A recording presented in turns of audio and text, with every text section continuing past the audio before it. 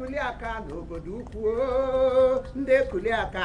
ha ekuliaka autonomous comedy Enam hello tire Christmas. Oh ye ma uta ka mbidoro Christmas awula o mi wo nna ya ihe mo father of Christmas and i biata n'ime Christmas ebe a na-ahụ we bi ihe ọma na ka anyị gaa n'ime obodo mere mma ekuliaka bụ ndị na-eme mma ọnwa egbukwele ha ewo ndị ekuliaka ndị obodo ukwu ekuliaka bụ ndị na-eme mma ọnwa egbukwele ha piom piom my wife gụrụ egwu na-aga ịma my wife onye music record nwunye m kọrọ ya n'uri ọ sị aga n'ime obodo ngodo obodo ọbụla ị gara a na-eme mma welielu obodo ha akeli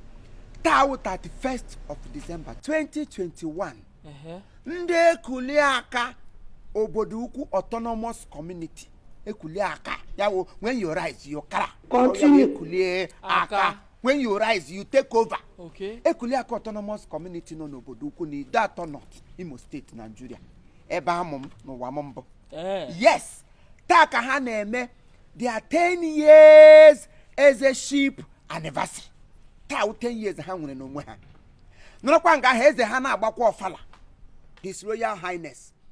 Eze Christopher Ifeanyi Chukwu mmadụ ka eji aka eze ekulie 1 obi of ekuliaka obodo Chineke goziri ote were mmele ka honey ote gbajuo ya n'ime ya obodo na-atọ onwere onye ọbụla amụrụ n'obodo ahụ ga-asị gị na ya regret ihe ejiri ya n'ime enwere obodo ị ga-enweta nwe gị na-asị Chineke nna elihe ejiri ke m n'obodo elihe ejiri ke mana ndị ekuliaka niile m hụrụ ote ka ha niile kulitere ote akara ihe mbụ nke abanya nọ n'ime nna asị ngara ụgba ihe ga-akpakpa bọtụlụ m nweta to emekwara gị invite ameche mgbe akpọrọ m akpọ ma ga-hapụ ekpọ Christmas na waya ha jiri tiga ihe n'ime m fada Christmas ihe mgbu ewerekwenụ mmemme tiga n'ime m so ihe ụlọ emega na Nigeria n'ụwa niile n'ala Igbo niile ekwesịrị ịnọ nga ha maka na ọ mma inwe obodo wụkwanụ m nwe ekuliaka ọha ebe amụ mma m bifo mma m asa alụbiri na-ekuliaka autonomous community n'ụwa ya mbụ mma m mechazie nwa mgbe ahụ ọ nwụrụ lọzia ji na ụwa ya kebịa jazi ala ekwe bịa lọọ ọ dị ka imere history na school mee historical history edukwana enwere chifu ihe niile a mụrụ n'obodo ukwu ahụ gba ọkpụrịkpọ mmadụ ọkpụrịkpọ mmadụ no smaller personality into that obodo ukwu clan ele ahụ nwoke ma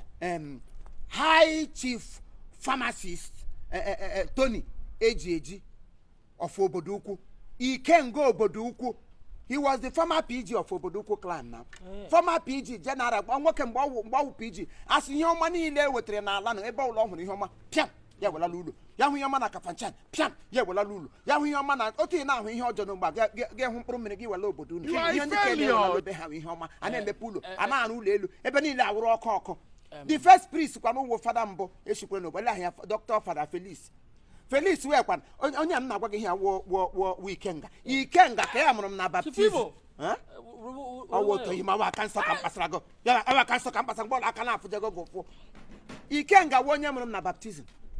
erechi m chọrọ ime marriage ya sị ka ya mahụ m na marriage si ya mbe ga-amụgbu wa ma amụgbu mụrụ otu onye ọdọ mụrụkwanụ unu gị na-anago mụcha ihe nyere gị mejisa m oyi Ikenga ka ya mụrụ m na baptism eze ha kwa na eze Christopher m na-agwa gị ihe gwụkwanụ mpa mmiri chukwu m gọgọgọ so ihe niile gbasara obodo ukwu gbasara ekuliaka ọwụ ha gbara m okirikiri ngaro nga ahụta ihe m ga-akpakpawo mkpakpa mbụ oke m ga-ebu maka ihe m fara Christmas o tegwele mgbe mbụ fara Christmas bụ onye na-enye ka ugbu a fara Christmas bụ onye na-ana I collect to chop because gị rie gị ihu ike nye mmadụ wee ribedo m na-eto onye m na-enye Chief Imo sorry fara Christmas gị wetara m ihe no need to for much talk emeja ka anyị nwe iwa anụ ọja mrube m wetara gị ihe ọwụ maazị ibe gị ga-eweta ihe m a ga-enye m mrube m wetara gị asa ga-abịakwala na ekuliaka cultural center Palace of Peace ọnwụ ga-eme gị Palace of Peace na ekuliaka maasị ga-ebido by 10 a.m. ebido ha na maasị doge egbe 12 ọkụ ha na 12 kpọmkwem pịam mmemme ebido ma ndị elders niile ma ndị Igbo niile ndị okenye niile nyere aka hụ na enwetara that autonomous community echiwa a ga-ekpe ige ha okpu nye ha awardment were asambodo sị ha take this one ma ndị ke nwụrụ anwụ ụmụ ha dị ndụ because onye mụtara nwa ahụ ya efudu ndị ke nwụrụ anwụ ụmụ ha ga-abịakwa representative otu dia fada ọwụ ihe na-eme gị ga-abịa ngwa abịaba nna ihe gị bịaba sị m wetakwere gị ihe rikwa otu nri Ekuliaka autonomous community ebe m shiri lo ụwa mbụ ọ ga-adịrị unu na mma akwa ịnụ 31st a ka ebe mbido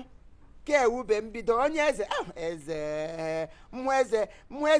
eze Ifeanyị Chukwuote obi na-eme m rịkpọrịkpọ maka eze wo